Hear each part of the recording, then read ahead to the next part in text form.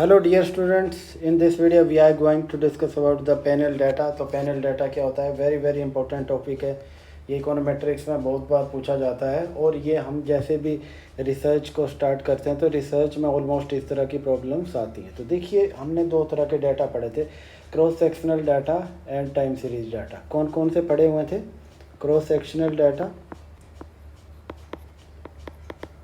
Cross sectional data. इसमें क्या होता है? डिफरेंट एंटिटीज होता है पर single point of time, data collected at single point of time. ठीक है, क्या होता है इसमें? Data collected at single point of time,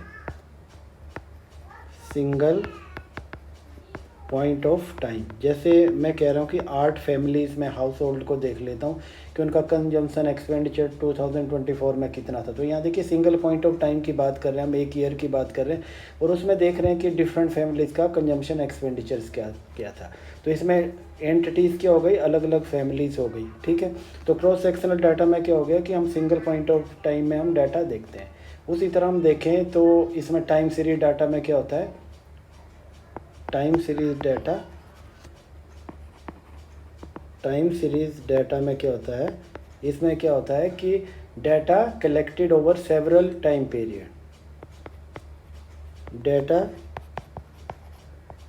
collected over several time period. ठीक है, जैसे मैं जीडीपी का डाटा लास्ट 20 ईयर्स का इकट्ठा करता हूँ तो क्या हो गया?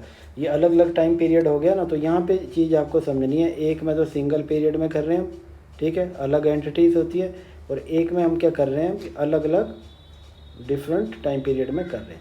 जब दोनों को हम इकट्ठा कर देते हैं, पूल कर देते हैं, तो उसको क्या कहते हैं? पैनल डाटा कहते हैं। क्या कहते हैं?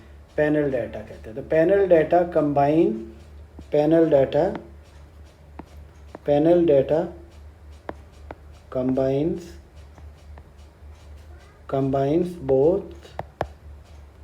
both the cross sectional data and time series data। ठीक है, तो यहाँ पे देखिए, यहाँ पे टाइम सीरीज डाटा और क्रॉस सेक्शनल डाटा को हम कंबाइन कर देते हैं तो वो क्या होता है? That is known as the panel data. तो ये चीज़ आपको ध्यान रखनी है। ठीक है, यहाँ पे कुछ फीचर्स है पैनल डाटा की। तो पैनल डाटा की इंपॉर्टेंट फीचर्स यहाँ पे देखिए कि मल्टीपल टाइम पीरियड्स होते हैं इसमें। पहला, सबसे पहले आपको देखना है multiple time period, multiple time period. और सेकंड आ जाता है आपके पास मल्टीपल एंटिटीज़ होती है इसमें, मल्टीपल एंटिटीज़। जैसे मैं वर्ल्ड की टॉप 5 कंट्रीज़ का जीडीपी देख रहा हूँ तो एंटिटीज़ क्या हो गया? अलग अलग कंट्रीज़ हो गई। ठीक है, और 20 ईयर्स का डाटा देख रहा हूँ तो टाइम पीरियड अलग हो गया। ठीक है, तो यहाँ पे मल्टीपल एंटिटीज़ को हम देखते हैं। ओके, और नंबर 3 क्या देखना है हमें यहाँ पे कि observation for each entity is observe at multiple time. ठीक है, observation at the multiple time period. किसका? एंटिटीज़ का। ठीक है, तो ये चीज़ आपको ध्यान रखनी है। बिल्कुल सिंपल तरीके से मैंने बताया आपको। अब हमें देखना है कि किस तरह से हम इसका क्या करेंगे। तो इसमें इसका कैलकुलेशन करेंगे हम। ठीक है, और आपको एक और देखना है कि बैलेंस पैनल क्या होता है, अनबैलेंस पैनल क्या होता है। ठीक है, तो देखो, each entity is observe for same number of time. ठीक है, अब देखिए बैलेंस क्या होता है? Balance panel,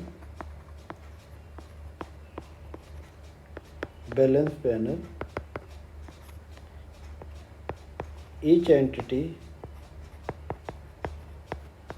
entity is observed at multiple, each entity is observed same number of time, observe same number of time. Okay, जैसे हम GDP देख रहे हैं, अगर जीडीपी हम लास्ट 20 ईयर्स का देख रहे हैं कितनी 5 कंट्रीज़ का, तो हम 5 का हम 20 ईयर्स के लिए देखेंगे। ऐसा नहीं है कि हम 4 कंट्री का 4 कंट्रीज़ का हम 10 ईयर के लिए देख लें, एक का 20 के लिए देख रहे हैं, ठीक है। वो ऐसा करेंगे तो वो अनबैलेंस हो जाएगा, ठीक है। अनबैलेंस के केस में अनबैलेंस पैनल, ठीक है। तो आपको ये भी ध्यान रखना है कि अनबैलेंस क्या है। Number of observation varies across the entities. Number of observation varies across the entities, ठीक है। जैसे एंटिटीज अलग अलग हैं वैसे ही हमारी ऑब्जर्वेशन अलग अलग है। किसी कंट्री का हम 10 ईयर का देखते हैं, किसी का 15 का देखते हैं, किसी का 20 का देखते हैं, तो क्या हो गया, ये ऑब्जर्वेशन हर एंटिटीज़ की अलग अलग टाइम पीरियड हो गया इनके लिए। ओके, तो ये ध्यान रखना, बैलेंस पैनल और अनबैलेंस पैनल हो गया, ठीक है। अब आपको देखना है कि हम इसका एस्टिमेशन कैसे करेंगे। तो देखिए यहाँ पे 3 मोस्टली मेथड्स हैं। एक मेथड है pool OLS method, ordinary least square method बोलते हैं इसको, ठीक है। इसको ध्यान रखना है। इसको कई बार हम क्या बोलते हैं, ग्रैंड रिग्रेशन भी बोलते हैं, ठीक है। इसको हम ग्रैंड रिग्रेशन, ठीक है। और दूसरा हमारे पास आ जाता है फिक्स इफेक्ट मॉडल आ जाता है, ठीक है, फिक्स इफेक्ट मॉडल, ठीक है। और नंबर 3 आ जाता है हमारे पास रैंडम इफेक्ट मॉडल, ठीक है, रैंडम इफेक्ट मॉडल, ठीक है। हम एस्टिमेशन करेंगे इन 3 ही मॉडल के थ्रू करेंगे। एक आधा मॉडल और भी हो सकता है, वो ज़्यादा इंपॉर्टेंट नहीं है। तो सबसे पहले पूल में करेंगे, फिर हम फिक्स इफेक्ट में करेंगे और फिर हम रैंडम इफेक्ट मॉडल में करेंगे, ठीक है। हम किन सिचुएशन में इन सब का अलग अलग करके करेंगे, तो ये चीज़ भी हम यहाँ पे देखते हैं, ठीक है। अब आगे चलते हैं, ठीक है। तो हम सबसे पहले क्या करेंगे, पूल OLX मेथड का यूज करेंगे। हमारा पहला वाला मेथड आ गया। इस वीडियो में हम इसी को डिस्कस करेंगे, पूल OLX मेथड, ठीक है। ये ध्यान रखना कि यहाँ पे देखिए हमने यहाँ पे एक स्टडी के लिए हमने एक डाटा प्रिपेयर किया है, ठीक है। तो इसमें हम देखिए हम यहाँ पे क्या कर रहे हैं, हम टोटल कॉस्ट फंक्शन को ले रहे हैं, IT यहाँ पे क्रॉस सेक्शनल डाटा के लिए हम यूज कर रहे हैं, ठीक है। और यहाँ पे मैं एक β1 लिख रहा हूँ, ठीक है। और उसके आगे मैं क्या क्या लिख रहा हूँ, β2 लिख रहा हूँ, β2 QIT, ठीक है, ये आउटपुट है, ठीक है, प्लस β3 लिख रहे हैं। फिर इसके बाद हम क्या लिख रहे हैं, PF लिख रखे हैं, ठीक है, पेट्रोल प्राइस या फ्यूल प्राइस आप बोल सकते हैं इसको, ठीक है। एंड प्लस β4 लिख रहे हैं। फिर इसको क्या कह रहे हैं, हम लोड फैक्टर कह रहे हैं, ठीक है। ये यहाँ पे प्लस एरर टर्म हमारा आ रहा है। देखिए यहाँ पे समझिए, ये जो हमने एग्जांपल ले रखा है ये एक एरोप्लेन का ले रखा है, एयर इंडस्ट्री का ले रखा है, ठीक है। उसमें क्या हमने यहाँ पे एग्जांपल में लिया है कि नंबर ऑफ़ एयरलाइंस कितने हैं, नंबर ऑफ़ एयरलाइंस हमारे पास 6 हैं, ठीक है। और हमारे पास जो ऑब्जर्वेशन जो हमने ली है, कितनी ली है, 90 ली है, ठीक है। तो इन और हमारा टाइम पीरियड कितना है, 15 ईयर्स का, 15 ईयर का हमने टाइम पीरियड ले रखा है, ठीक है। तो यहाँ पे क्रॉस सेक्शनल डाटा को क्या नंबर ऑफ फॉर्म्स है, 6 हैं, ये हो गया हमारे पास। और टाइम सीरीज़ ये 15 ईयर्स के लिए ले रहे हैं, ऑब्जर्वेशन हमारी 90 है, ठीक है। तो यहाँ पे देखिए जो टोटल कॉस्ट जो डिपेंड कर रही है, ये तो एयरलाइंस के आउटपुट पे कर रही है कि कितना माइल वो जा रहा है, ठीक है। फिर फ्यूल प्राइस पे कर रही है, ठीक है, PF जिसको मैं लिख रहा हूँ, और LF ये लोड फैक्टर है, ठीक है। तो ये 3 फैक्टर क्या है, और हमने यहाँ पे क्या किया है, एज्यूम किया है कि जितनी भी सारी फॉर्म हैं, सारी की सारी फॉर्म हैं, वो क्या है, वो आइडेंटिकल है, काफ़ी ज़्यादा सिमिलरिटी है। तो इसलिए यहाँ पे क्या है, सारी 6 फॉर्म्स के लिए हमने क्या किया है, कॉमन रिग्रेशन को हमने यहाँ पे प्रिपेयर किया है, ठीक है। अब यहाँ पे देखिए कि यहाँ पे भी एक प्रॉब्लम हो सकती है, ठीक है। तो यहाँ पे देखिए हमने कुछ एजम्पशन बना रखी है, ठीक है। इसमें यहाँ पे एक्सप्लेनेटरी वेरिएबल जितने भी हैं, ठीक है, एक्सप्लेनेटरी वेरिएबल क्या आ गया हमारे पास, Q आ गया, PF आ गया और LF आ गया। ये एक्सप्लेनेटरी वेरिएबल जो हैं, these are not related to error term, ठीक है। तो सबसे इम्पोर्टेंट ये इसकी कंडीशन है यहाँ पे, एक्सप्लेनेटरी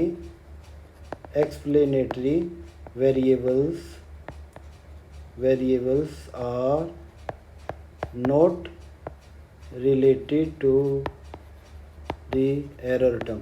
अगर एरर टर्म के साथ ये रिलेट कर जाते हैं तो उस कंडीशन में ये मेथड बिल्कुल भी सही नहीं होगा, ठीक है। और इस तरह से कुछ हम इसमें अंजम्पशन भी बनाते हैं। देखिए हमने जितने भी फॉर्म्स थी, अलग अलग एंटिटीज थी, उनके लिए मैंने एक ही रिग्रेशन को प्रिपेयर किया है। तो इसके लिए हमने कुछ अंजम्पशन बना रखी थी। अंजम्पशन क्या थी, तो वो अंजम्पशन देखते हैं हम यहाँ पे। ये आप चीज़ आपको ध्यान रखनी है, ठीक है। ये अंजम्पशन हमारी है कि यहाँ पे no observe heterogeneity, no heterogeneity,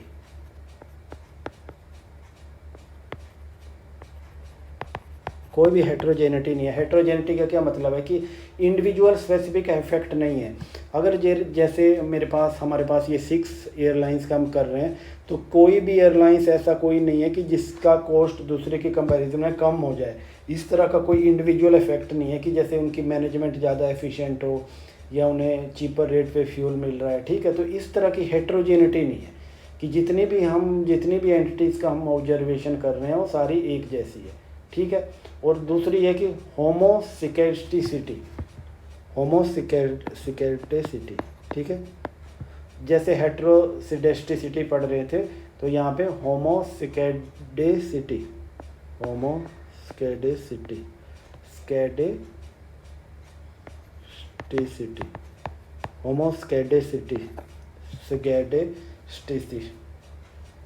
ठीक है। तो यहाँ पे क्या कह रहे हैं कि error term has constant variance across the entities and term, ठीक है।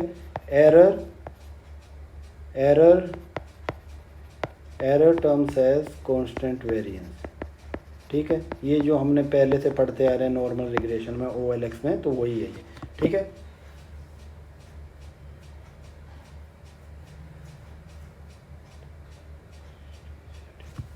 होमोस्केडेसिटी, ठीक है। तो ये, और तीसरा हमें यहाँ पे देखना है there is no autocorrelation, ठीक है। कि ऑटो कोरिलेशन, ये एरर नो ऑटो कोरिलेशन, ठीक है। नो ऑटो कोरिलेशन कि जो एरर टर्म्स है हमारा, जो पिछले एरर टर्म से या दूसरे एरर टर्म से बिल्कुल भी लिंक नहीं करता है। ये चीज़ आपको ध्यान रखनी है, तभी होगा। और there is no perfect multicollinearity, ठीक है। और चौथा क्या आ गया, नो मल्टी कोलिनियरिटी, ठीक है। तो यहाँ पे मल्टी कोलिनियरिटी भी नहीं होना चाहिए, ठीक है। तो इस तरह की ये कुछ कंडीशन है, तब हमने जाके सबके लिए एक जो है हमने यहाँ पे एक सिंपल ये किया है, मॉडल हमने लिया है 6 फॉर्म्स के लिए। इन सब का कॉस्ट हम अज्यूम कर रहे हैं कि सेम ही होगा, ठीक है। और अगला पॉइंट है यहाँ पे एक्सोजेनिटी ये बताती है कि हमारा explanatory term, once again explanatory variables are not correlated with error terms. Explanatory variables are not correlated with the error term, ठीक है। हमारे जितने भी ये एक्सप्लेनेटरी वेरिएबल हैं, ये हमारे एरर टर्म से कोरिलेट नहीं करते हैं, ठीक है। तो अब यहाँ पे देखिए हमें क्या करना है, हमें कब इस तरह के पूल OLX का यूज करना है। तो देखिए यहाँ पे इंडिविजुअल स्पेसिफिक इफेक्ट नहीं होना चाहिए। यहाँ पे अगर there should not be a individual specific effect,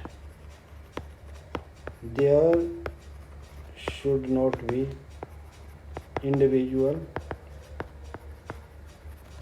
individual specific effect.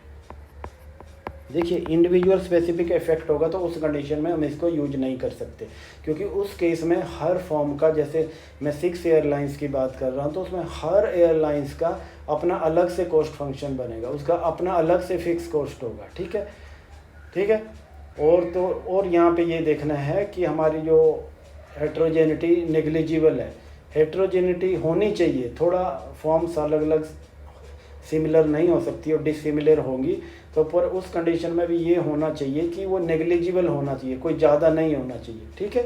तो ये चीज़ आपको ध्यान रखनी है, ठीक है, सबसे इम्पोर्टेंट ये बात थी। अब यहाँ पे हमें देखना है कि किस तरह से हमें यहाँ पे प्रॉब्लम आ सकती है। तो यहाँ पे देखिए कि जैसे मैंने मैनेजमेंट का बात किया था आपसे कि जैसे मैं यहाँ पे करता हूँ कि मैनेजमेंट क्या होती है कि हर फॉर्म की अपने से अलग होती है, ठीक है।